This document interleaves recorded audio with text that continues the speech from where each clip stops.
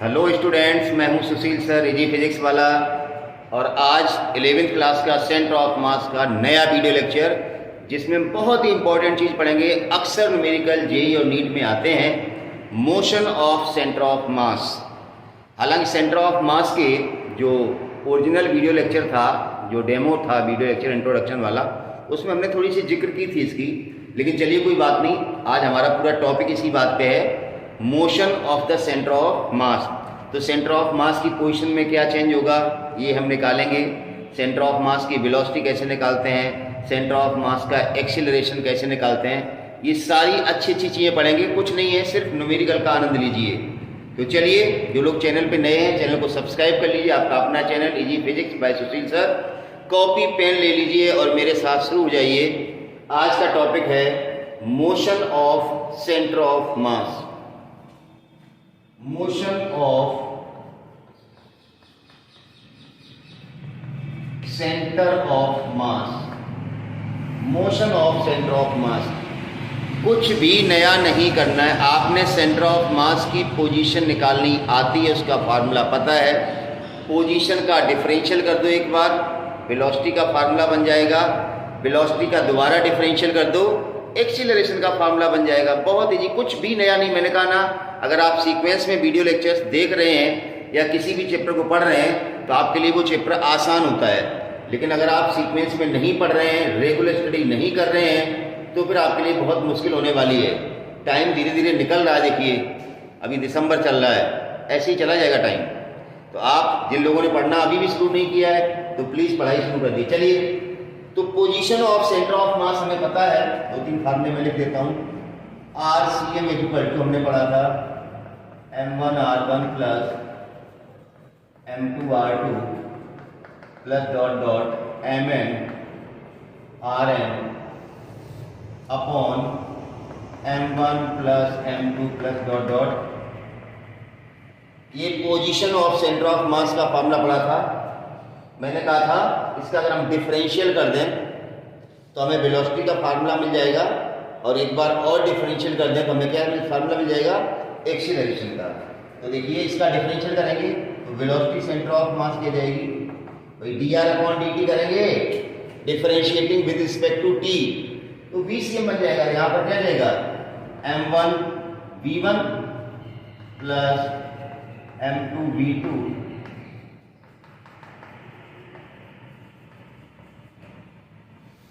और ये चीज आप लोग समझ पा रहे हैं क्या? इसका डिफरेंशियल करेंगे t के रिस्पेक्ट में तो dr/dt आएगा। तो dr/dt क्या होता है, v होता है। अब RCM है तो VCM हो गया। m1 कांस्टेंट है, r1 का डिफरेंशियल करेंगे t के रिस्पेक्ट में तो dr1/dt आएगा। तो dr1/dt क्या वेलोसिटी होगी v1, dr2/dt v2, ऐसे करके। अब इसका फिर डिफरेंशियल कर दे एक बार t के रिस्पेक्ट में, हमें क्या मिल जाएगा, ACM, acceleration of centre of mass. क्या आ जाएगा, M1A1 plus M2A2 MnAn upon M1 plus M2 plus dot dot Mn। तो ये बहुत ही आसान फार्मूले हैं। अगर इस चीज को हम देखें, इस चीज को देखें तो ये कैपिटल M बन रहा है। ये क्या है बेसिकली, कैपिटल M। इस फार्मूले को कैसे लिख सकते हैं, ACM equal to M1A1 plus M2A2 plus dot dot MnAn upon capital M। Capital M कहाँ जाएगा, इधर जाएगा। ये बन जाएगा ACM equal to M1A1 plus M2A2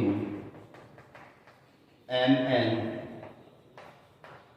और इसको करते थे ये M इंटू A, F, ये F नेट इक्वल टू हो जाएगा F net F1 plus F2। तो ये बड़ा आसान है सारी चीजें लिखना। F net equal to F1 plus F2 plus F3। और इंट्रोडक्टरी जो वीडियो लेक्चर देखा था वहां पर भी हमने बताया था, क्या बताया था, कि एफ नेट का मतलब क्या होता है, मास इनटू एक्सीलरेशन किसका लेते हैं, सीएम का, सेंटर ऑफ मास का एक्सीलरेशन। तो वही तो चीज यहाँ है, am into A C into क्या लिखा हमने, एफ नेट। समझ गए ना, क्योंकि हमने बताया था हम जो चैप्टर पढ़ रहे हैं वो सिस्टम ऑफ पार्टिकल्स पढ़ रहे हैं, जिसमें बहुत सारे पार्टिकल्स हैं। इंडिविजुअल पार्टिकल्स आपस में फोर्स कोई किसी पे लगा रहा, कोई किसी पे निकालना थोड़ा मुश्किल है, तो हम एफ नेट निकालेंगे। तो मास इनटू एक्सीलरेशन किसका चाहिए हुआ, सेंटर ऑफ मास का। तो ये काफी इंपॉर्टेंट चीज है। और यहीं पर देखिए, यहां पर क्या चीज देखना जरूरी है, ध्यान से सुनिए। If F net is equal to 0, system पर लगने वाला नेट फोर्स अगर 0 है, सिस्टम पर लगने वाला, हमने नहीं कहा कि इंडिविजुअल पार्टिकल से एक दूसरे फोर्स नहीं लगा रहे हैं, हम इस एफ नेट की बात 0 कर रहे हैं। एफ नेट बराबर 0 का मतलब कतई नहीं ये सारे फोर्स 0 हो सकता है F1 F2 एक दूसरे का अपोजिट हो, तो F1 भी है F2 भी है, लेकिन एफ नेट कितना हो रहा है, 0।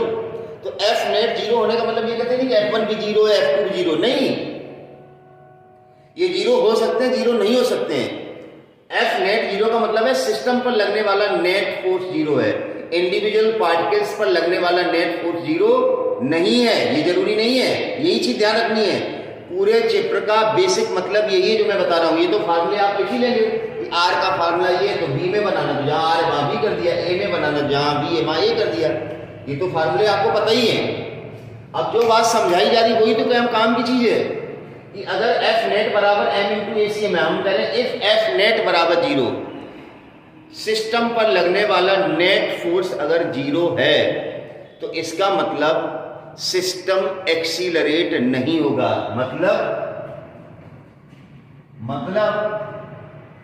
ए C M is equal to 0, acceleration of centre of mass कितना होगा, 0। अब acceleration of centre of mass 0 है, इसका मतलब velocity of centre of mass कैसी होगी, कांस्टेंट। बस ये चीज दिमाग में रखनी है, इसको पकड़ लो। एफ नेट बराबर एम इंटू ए सी एम, ए सी एम का मतलब एक्सीलरेशन ऑफ सेंटर ऑफ मास, हमने सी ओ एम नहीं लिखा, सी एम लिख दिया। अब हम कह रहे हैं इफ एफ नेट 0, अगर सिस्टम पर लगने वाला नेट फोर्स कितना है, 0, तो उसका सिस्टम का एक्सीलरेशन कितना हुआ, 0। और एक्सीलरेशन 0 का मतलब है कि वेलोसिटी नहीं बदल रही। वेलोसिटी तभी बदलती है जब सिस्टम पे कोई फोर्स लगता है, तभी वेलोसिटी चेंज होती है, तभी एक्सीलरेशन आता है। ये तो बेसिक है, लॉज ऑफ मोशन में पढ़ चुके हैं। तो VCM is equal to constant, मतलब सेंटर ऑफ मास की वेलोसिटी कांस्टेंट है। अब इसका मतलब क्या हुआ, इट मींस मतलब जो initial velocity centre of mass की है UCM जो है वही होगा VCM। If system is at rest, अब सिस्टम अगर रेस्ट में है इसका मतलब UCM इज इक्वल टू 0, तो VCM भी कितना होगा, 0। इससे समझिए, मैंने कहा यही चीज समझनी। अगर सिस्टम पर लगने वाला नेट फोर्स 0 है तो सिस्टम का एक्सीलरेशन मतलब सेंटर ऑफ मास का एक्सीलरेशन कितना होगा, 0 होगा, पहली बात। अब एक्सीलरेशन अगर 0 है सेंटर ऑफ मास का, ठीक है ना, तो सेंटर ऑफ मास की वेलोसिटी कितनी होगी, कांस्टेंट। कांस्टेंट का मतलब जो पहले थी वही बाद में रहेगी।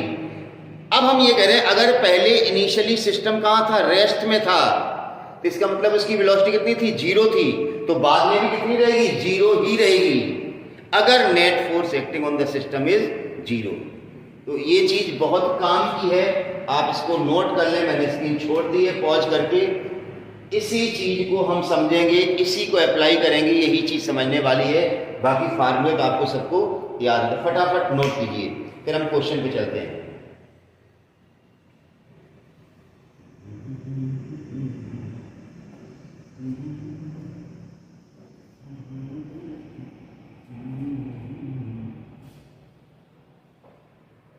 चलिए हो गया, नोट कर लिया, ओके बहुत अच्छी। चलिए हटा देता हूं मैं इसको।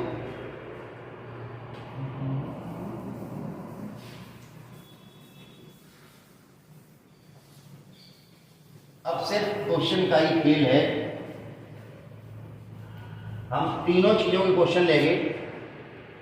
सेंटर ऑफ मास की पोजीशन कैसे शिफ्ट होगी वो बताएंगे, वेलोसिटी कैसे निकालते हैं वो सब चीज बताएंगे।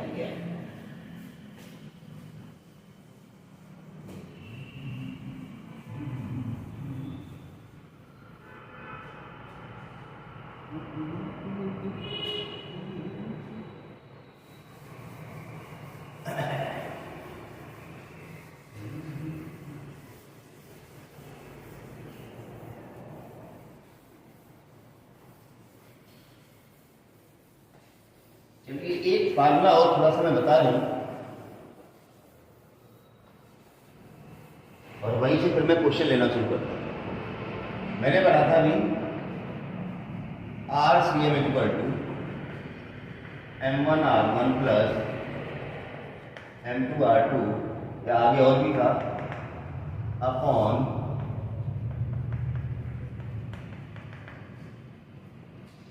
इस फार्मूले का अगर हम पार्शियल डिफरेंशिएशन करें, देखिए अगर हम टी के रिस्पेक्टिव में डिफरेंशियल करेंगे तब तो वेलोसिटी का फार्मूला बन जाता है। हम सिर्फ दोनों तरफ पार्शियल डिफरेंशिएशन की बात करते हैं, हो जाएगा T R C M M1 dr1 M2 dr2। ये ध्यान रखना ये सारे वेक्टर में है। ये बहुत काम का फार्मूला है। ये DRM का मतलब change in position of centre of mass, RCM का मतलब है पोजीशन ऑफ सेंटर ऑफ मास, तो DRCM का मतलब change in position of centre of mass. M1 पहले पार्टिकल का मास है, dr1 का मतलब change in position of that particle, ऐसे dr2 change in position of second particle. ध्यान रखना ये dr1 dr2 ये सारा हम किसके रिस्पेक्ट में लेंगे, ग्राउंड के रिस्पेक्ट में, ठीक है ना। तो चलिए क्वेश्चन लेते हैं, बहुत ही अच्छा क्वेश्चन है। मान लो एक बोट है, ठीक है ना। बोट 4 मीटर वाइड 4 मीटर चौड़ी बोट है, ये पानी में है, पानी बना दो आप। बोट का वेट होगा कुछ मान लो 40 किलोग्राम, ठीक है ना। A person is standing on this boat, ये मान लो कोई पर्सन है ए इस बोट पर खड़ा हुआ है, ठीक है ना। इस पर्सन का मास ले लो कुछ से 60 kg। ध्यान दीजिए सिस्टम इनिशियली रेस्ट में है, system is initially at rest and no external, ध्यान से सुनिए जो मैं कह रहा हूं, system is initially at rest and no external force acting on the system, no external force acting on the system. अब क्या हुआ, अचानक ये जो पर्सन था इधर की ओर चलने लगा, अचानक ये इधर की ओर चल के यहाँ अपोजिट बैंक पे जाना चाहता है, यहां पहुंच गया, यहां आ गया, ठीक है ना। सिस्टम रेस्ट पे है, अचानक ये पहुंच के आ गया। हमें निकालना है question, what will be the displacement of boat when person reaches at opposite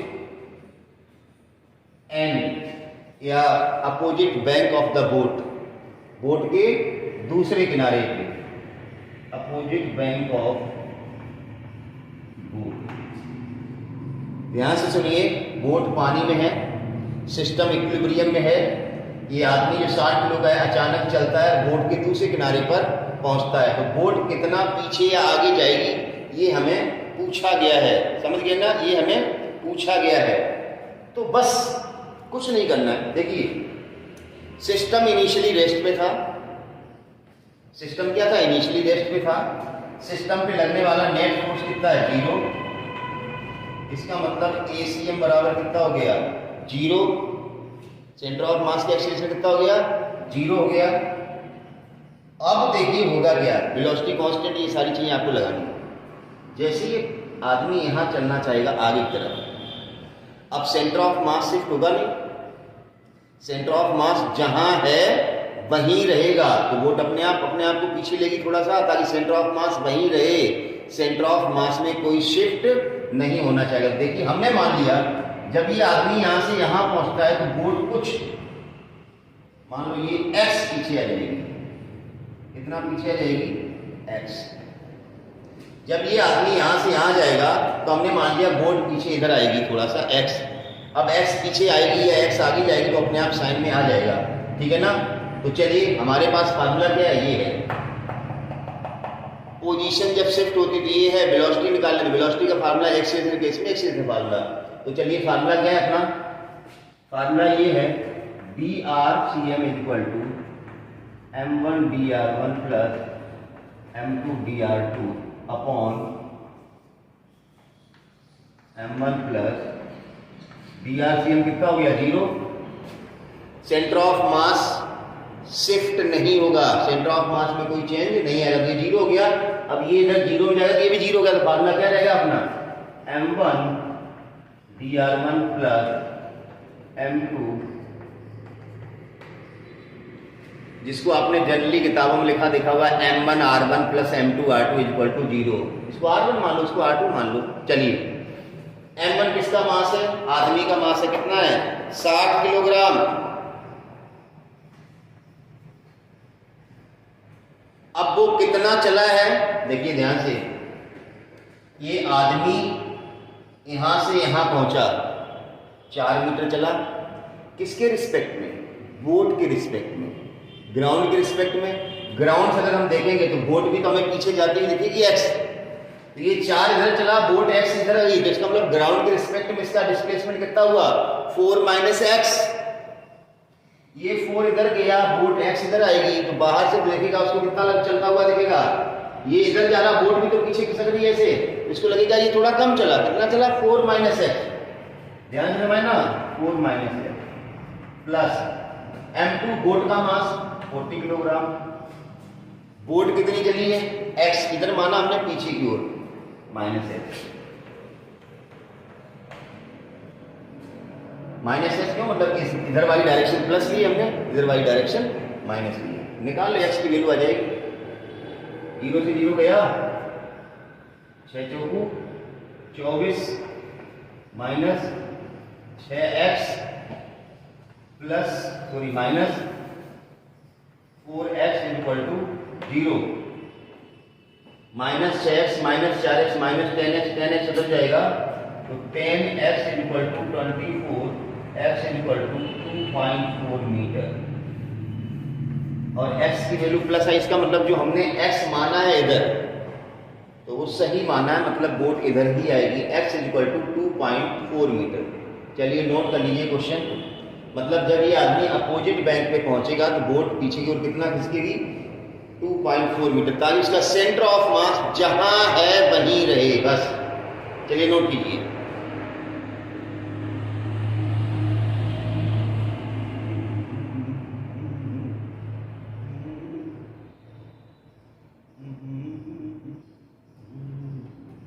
एक बहुत ही फेमस क्वेश्चन इसमें है, मंकी बैलून वाला एस सी वर्मा का ही है।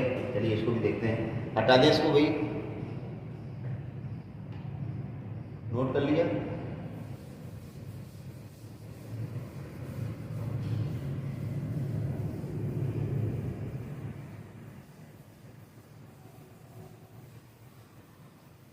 सिस्टम अगर इनिशियली रेस्ट में है तो बाद में भी रेस्ट में रहेगा, क्यों, उस पर लगने वाला नेट फोर्स कितना है 0।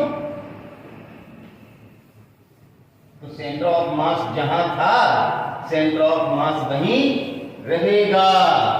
तो सेंटर ऑफ मास में कोई चेंज या कोई शिफ्ट नहीं होगा, ये था इसका थीम। चलिए,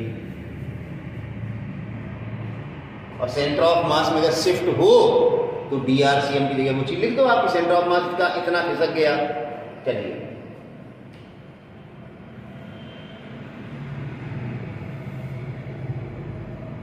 ये बैलून है, इसका मास m है, लेंथ l है, बैलून की लेंथ को हमने निगलेक्ट किया है। इसमें एक मंकी है,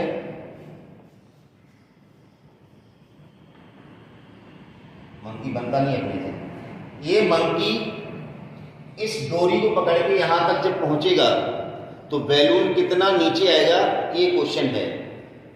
क्या बोला मैंने? ये एल लेंथ की स्ट्रिंग से बैलून बना हुआ है, दिख रहा है ना?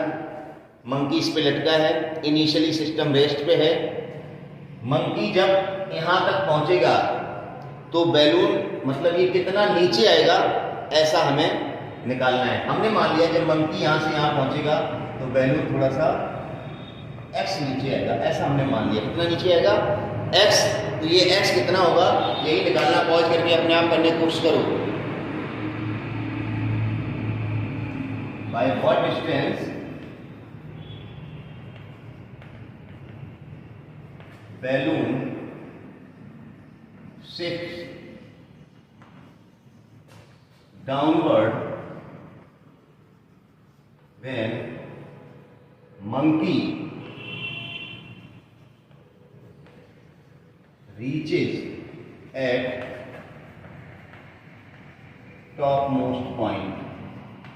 topmost मतलब यहाँ बैलून की लेंथ को हमने लिंगेट मान लिया है, ठीक है ना। और system initially at rest, system was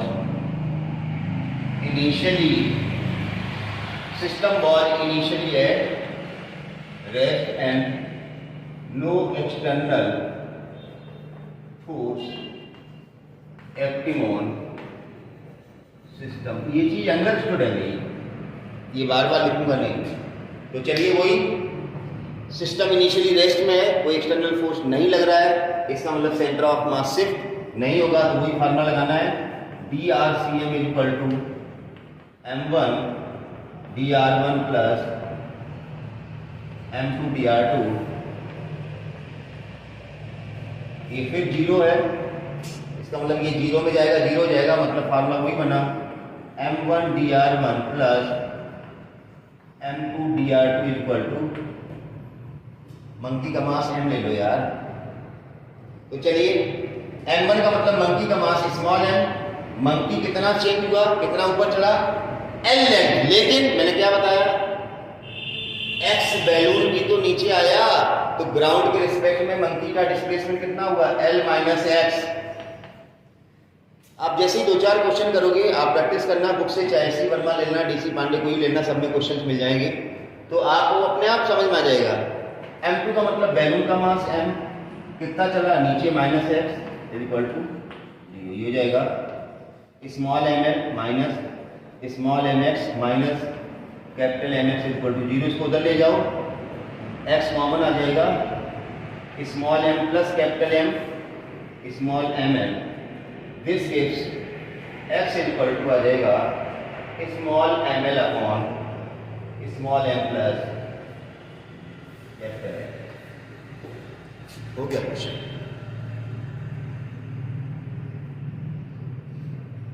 ठीक है ना। कई बार क्वेश्चन दूसरी तरह से पूछ लिया जाता है कि मंकी कितना ऊपर चढ़े कि सेंटर ऑफ मास इतना शिफ्ट हो जाए, इतना शिफ्ट हो जाए, मतलब यहाँ रख देना कुछ वैल्यू, अगर शिफ्ट नहीं हो रहा तो ये जीरो है, समझ गए ना। चलिए, मेरे ख्याल से आप इस टाइप के क्वेश्चन कर लेंगे आसानी से। अब हम चलिए वेलोसिटी और एक्सीलरेशन का भी एक क्वेश्चन कर लेते हैं, ताकि आपको ये टॉपिक अच्छे से हो जाए। हटा दें इसको।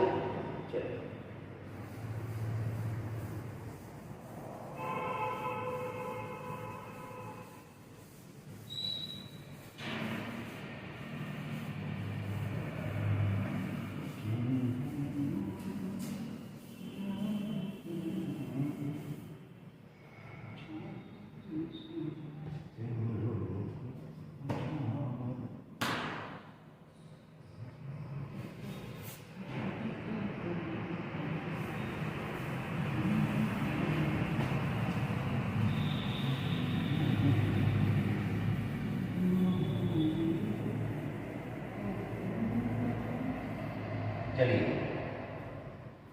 अब हम कुछ क्वेश्चंस लेते हैं। Velocity of centre of mass, formula बताइए आपको, VCM equal to m1v1 plus m2v2 upon m1 plus m2, m1v1 plus m2v2 upon m1 plus m2। मान लिया हमने कि कोई ये बॉडी है, इसका कुछ भी मास ले लो, suppose 1 kilogram, moving with velocity I plus j minus k, कुछ भी वेलोसिटी बता सकते हो। एंड दूसरा मास है, कुछ भी ले लो दूसरा मास, ये मान लो दूसरा मास ये है, m2 बराबर 2 kilogram, moving with velocity 2I plus J plus के। ऐसे दो पार्टिकल हैं जिनकी वेलोसिटी आपको दी गई है। पूछा क्या गया, find the velocity of centre of मास। तो फटाफट कीजिए, find the velocity of centre of मास। तो बड़ा आसान है, VCM equal to m1v1, m1 का मतलब 1, v1 का मतलब I प्लस जे माइनस के, प्लस m2 का मतलब 2, v2 का मतलब 2I प्लस जे प्लस के upon m1 plus m2 1 plus कितना आएगा आंसर, I और 4I हो जाएगा 5I, J और 2J 3J। कैलकुलेशन देखना, माइनस का K और प्लस का 2K, प्लस का K अपॉन 3 मीटर पर सेकंड। ये लो तो वेलोसिटी। तो चलिए, हमने कुछ और अच्छे दो क्वेश्चन लिए यहाँ पर आपके लिए। पिछला जो क्वेश्चन था वो भी काफ़ी अच्छा था,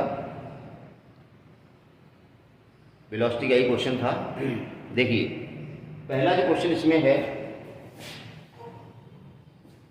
फर्स्ट क्वेश्चन जो है, एक ट्रॉली आपको दिख रही है, फ्रिक्शन लेस सरफेस पे है, ठीक है ना। सिस्टम इनिशियली रेस्ट में है। क्वेश्चन ये है, a person of mass small m standing on this trolley starts walking with velocity v with respect to trolley. ध्यान रखना, हमने पहले भी बताया था, पोजीशन आपको लेनी है तो भी ग्राउंड के मतलब एक ही फ्रेम ऑफ रेफरेंस पे लेनी है। ऐसा नहीं कि ट्रॉली की वेलोसिटी ग्राउंड के रिस्पेक्ट में ले लो, आदमी की वेलोसिटी जो है ना ट्रॉली के रिस्पेक्ट में ले लो, तो सब गड़बड़ हो जाएगा। एक ही फ्रेम ऑफ रेफरेंस से सबको देखना है। ग्राउंड से देखना है तो ट्रॉली को भी ग्राउंड से देखना है, मैन को भी ग्राउंड से देखना है। तो क्वेश्चन ये है, find the velocity of the trolley when A starts moving, when A starts moving with velocity v, with velocity v with respect to trolley, with respect to trolley. क्या करें, initially system was at rest, initially system was at rest and no external force acting on it. कोई external force नहीं लग रहा। इसका मतलब क्या हुआ, एक्सटर्नल फोर्स लग नहीं रहा है, मतलब F net equal to 0, ACM equal to 0, तो VCM equal to constant. Velocity of centre of mass क्या होगा, कांस्टेंट। लेकिन सिस्टम इनिशियली रेस्ट में था तो वेलोसिटी ऑफ सेंटर ऑफ मास थी कितनी, 0, तो बाद में भी कितनी रहेगी, 0 ही रहेगी। तो फार्मूला क्या था, VCM बराबर m1v1 m2v2 अपॉन। देखिए जो चीजें क्वेश्चन पकड़ने वाली वो यही पकड़ने वाली हैं। मैंने पहले स्टार्टिंग में ही बता दिया था कि आपको देखना कि सिस्टम एट रेस्ट है और उस पर कोई फोर्स नहीं लग रहा है, तो इसका मतलब velocity of centre of mass constant होगी। कांस्टेंट का मतलब जो पहले थी वही होगी। पहले सिस्टम रेस्ट पे था तो वेलोसिटी 0 हुई ना, तो बाद में वेलोसिटी कितनी होगी, 0 होगी। तो velocity of centre of mass कितना होगा, 0 होगा। तो VCM 0 है। अब ये जब 0 हो गया तो m1 प्लस m2 को मल्टीप्लाई 0 से करो, 0 ही हो जाएगा। तो आपके पास फार्मूला क्या रहेगा, सिंपल सा फार्मूला रहेगा m1v1 plus m2v2 equal to 0। ये फार्मूला लगाना है। दो ही सिस्टम है, एक ट्रॉली है एक मैन है। अब चलिए, अब कहानी शुरू होती है क्वेश्चन की। ये तो हमने तुम्हें समझा दिया है क्वेश्चन में करना क्या है। चलिए, जैसे ये आदमी अचानक ट्रॉली पे आगे चलना शुरू होगा, फ्रिक्शन है नहीं, तो ट्रॉली पीछे की ओर खिसकेगी या पीछे की ओर चलेगी किसी वेलोसिटी से, पीछे की ओर चलेगी किसी वेलोसिटी से। तो हमने मान लिया ट्रॉली की जो वेलोसिटी है वो पीछे की ओर कितनी है, u है। आदमी v वेलोसिटी से आगे चलेगा तो ट्रॉली कुछ वेलोसिटी से, जिसको हमने नाम u दे दिया, पीछे की ओर चलेगी। यही हमें u निकालनी है। ध्यान रखना, आदमी की जो वेलोसिटी v दी गई है वो ग्राउंड के रिस्पेक्ट में नहीं दी गई है, ट्रॉली के रिस्पेक्ट में दी गई है। तो हमें इस आदमी की वेलोसिटी ग्राउंड के रिस्पेक्ट में निकालनी है। अगर आपको थोड़ा बहुत याद है, थोड़ी बहुत फिजिक्स आपने पढ़ी है, जैसे हमने रिलेटिव वेलोसिटी बताई थी, VAB का मतलब होता था VA माइनस BB, राइट। मैं यहाँ पर आपको रिवीजन करा रहा हूँ। अब यहाँ पर velocity of man with respect to trolley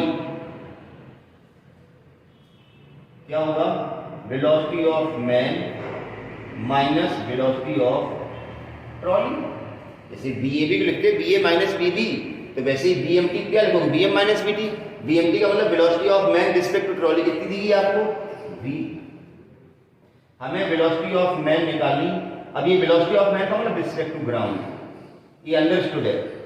ground आप लगा सकते हो, पहले मत लगाना, नहीं तो आप कंफ्यूज हो गया, बाद में ग्राउंड लगा दिया। तो velocity of man respect to ground हमें चाहिए, माइनस वेलोसिटी ऑफ ट्रॉली हमने माइनस की, क्या मान ली, माइनस की। अरे इधर वाली पॉजिटिव लेंगे डायरेक्शन अगर, तो इधर वाली नेगेटिव लेंगे। तो ट्रॉली की वेलोसिटी ग्राउंड के रिस्पेक्ट में माइनस u है, तो माइनस ये था ही था, और velocity of trolley respect to ground minus u, ये माइनस माइनस प्लस हो गया। v बराबर velocity of man respect to ground plus u, ये u इधर आएगा, तो velocity of man respect to ground क्या आएगा, v माइनस। वैसे इतना करने की जरूरत नहीं, आपको फील आ जाएगा कि आदमी v वेलोसिटी से इधर जा रहा है, ट्रॉली u वेलोसिटी से पीछे जा रही है, तो ग्राउंड के रिस्पेक्ट में आदमी v वेलोसिटी से नहीं चलता हुआ दिखाई देगा, v माइनस u से चलता, क्यों, v से वो आगे जा रहा, ट्रॉली u से पीछे जा रही है। तो आदमी की वेलोसिटी ग्राउंड से देखने में क्या लिखेगी, v माइनस u। तो खैर ये तरीका होता निकालने का मैंने आपको बता दिया है। चलिए, तो m1 का मतलब आदमी का मास m हो गया, velocity of man respect to ground ये v1 कितनी हो जाएगी, v minus u, plus m2 का मतलब ट्रॉली का मास, v2 का मतलब ट्रॉली की वेलोसिटी माइनस u। सॉल्व कर लो, इज इक्वल टू 0। क्या मिलेगा अपने को, small mv minus small mu minus capital mu। ये दोनों माइनस वाले टर्म उधर ले जाएंगे तो क्या मिल जाएगा, u कॉमन आ जाएगा, small m plus capital M is equal to mv। तो हमें u निकालना, तो m प्लस m कहाँ आ जाएगा, नीचे आ जाएगा। यहां लिख दूं, ये तो हटा दें, इसकी जरूरत नहीं है। पर ये तो मैंने सिखाया था आपको कैसे निकालते हैं। तो u बराबर आ जाएगा, कितना आ जाएगा, ये m प्लस m नीचे आ जाएगा, mv अपॉन ये। अगर आदमी v वेलोसिटी से आगे जाएगा तो ट्रॉली किस स्पीड से पीछे जाएगी, mv upon m plus m। एक और बहुत अच्छा क्वेश्चन हमने लिख रखा है यहाँ पर, इसको आप नोट कर लें, फिर हम इस क्वेश्चन को भी डिस्कस करते हैं। बहुत ही शानदार क्वेश्चन है, एक्सीलरेशन वेलोसिटी सारा कॉन्सेप्ट आ गया उसमें। चलिए नोट कीजिए इसको।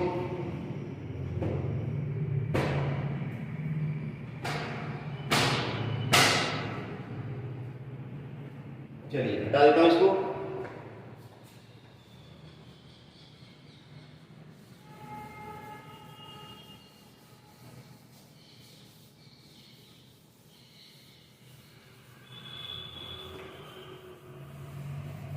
अगले क्वेश्चन का जो डायग्राम है आपको दिख रहा होगा कि लॉज ऑफ मोशन में ऐसे क्वेश्चन किए थे। दो ब्लॉक है, एक टेबल पर रखा है, एक लटक रहा है, तो एक्सीलरेशन कैसे निकालते थे? बिल्कुल एग्जैक्टली एक्सीलरेशन हमें पहले निकालना ही पड़ेगा। पहले हमें दोनों ब्लॉक्स का एक्सीलरेशन निकालना पड़ेगा। हालांकि दोनों का एक्सीलरेशन एक ही होगा, हमने आपको सिखा दिया गया था। ये ब्लॉक जिस एक्सीलरेशन से नीचे आएगा, ये ब्लॉक उसी एक्सीलरेशन से आगे जाएगा। ये ब्लॉक जिस एक्सीलरेशन से नीचे आएगा, ठीक है ना। अब ये एक्सीलरेशन निकालने के लिए आप याद करो न्यूटन्स लॉ ऑफ मोशन। आपने हमारे वीडियो लेक्चर्स देखे, ठीक है, नहीं तो easy physics by Sushil sir type करें, आपको वीडियो लेक्चर सारे मिल जाएंगे। इक्वेशन आपने बनाई थी, कैसे बनाई थी देखो मैं बता देता हूँ। 2 किलोग्राम है ना, जी की वैल्यू 10 है, तो 20 minus T equal to M A, तो 2 इंटू ए। इसकी इक्वेशन बन जाएगी 3 बार। और दूसरी बना दो, टी बराबर 1a, दोनों सॉल्व कर लो, ये कट जाएगा। 3a बराबर 20, a बराबर 20/3। एक्सीलरेशन आ गया है भाई, a बराबर 20/3। अब आपको ये देखना है इसका जो एक्सीलरेशन है वो x डायरेक्शन है और इसका एक्सीलरेशन है वो -y डायरेक्शन। समझ गए ना भाई। a बराबर तो आ गया, a हमें मिल गया, लेकिन अगर हम बात करें कि इस वाले ब्लॉक का एक्सीलरेशन जो है, इसको हमने a1 का, मैग्नीट्यूड में तो दोनों सेम है, i डायरेक्शन होगा, और दूसरे वाले ब्लॉक का किसमें होगा? माइनस का j डायरेक्शन है भाई, माइनस का j डायरेक्शन। तो हमें एक्सीलरेशन ऑफ सेंटर ऑफ मास चाहिए। क्या चाहिए? Acceleration of centre of mass का फॉर्मूला क्या होता था? m1a1 प्लस, याद करो भाई, इस चैप्टर का काम तो ये है, ये काम तो लॉज ऑफ मोशन का था। तभी तो मैं कह रहा हूं, आप ये सोचो हमें लॉज ऑफ मोशन नहीं आता, काइनेमेटिक्स नहीं आता, डायनेमिक्स नहीं आता, हम रोटेशनल मोशन पढ़ लेंगे, कैसे पढ़ लोगे भाई? समझ पा रहे हो ना? चलिए, तो m1 पहले पार्टिकल का मास 1 किलोग्राम, उसका एक्सीलरेशन यही है भाई, इसका भी यही है और इसका भी यही है, बस अंतर क्या है? 20/3 i cap. Acceleration x direction में है तो i कैप लगा दिया हमने, प्लस m2 मतलब 2 किलोग्राम, a2 यही एक्सीलरेशन है 20/3 और j कैप माइनस लगा दो आगे, upon m1 plus m2, 2 plus 1 कितना हो जाएगा? 3। तो आप ऐसा करें 20/3 को कॉमन ही ले लो ना, बाहर ही निकाल लो। 20/3 बाहर आ जाएगा 3 पहले से, तो 20/9 लिख दूं। क्या बचेगा यहां पर? i माइनस 2j, देखते रहना भाई, ACM 20/9 कॉमन आ गया, बिल्कुल 20/9 कॉमन आ गया, i माइनस 2j, सही है, मीटर पर। देखिए कैसे सुन लीजिए, ये क्वेश्चन तो बहुत जाना पहचाना से कॉमन क्वेश्चन है। हमने पहले एक्सीलरेशन निकाला, फिर सेंटर ऑफ मास का एक्सीलरेशन निकाल लिया, m1a1 plus m2a2 upon m1, a1 a2 आपको दिए गए, यही a1 है और यही a2, बस डायरेक्शन अलग अलग है। तो a1 मतलब इसका एक्सीलरेशन यही है i डायरेक्शन में, और इसका एक्सीलरेशन यही है -j डायरेक्शन में, करके हमने सेंटर ऑफ मास का एक्सीलरेशन निकाला। अब क्वेश्चन क्या पूछ रहा है?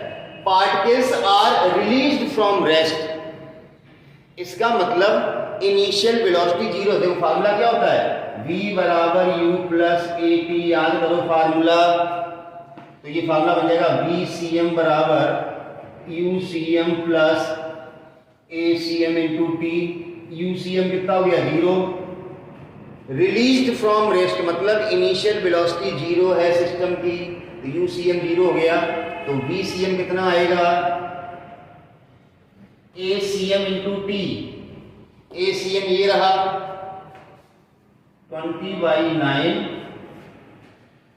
i minus 2j into T, velocity of centre of mass after 2 second, मतलब 2 से गुणा कर दो, आंसर आ गया आपका 40/9 I-2j मीटर पर सेकेंड। ये लो, तो देखो बहुत सरल सा है, वही क्वेश्चन था लॉज ऑफ मोशन का, हमने सेंटर ऑफ मास में इसको घुसेड़ दिया।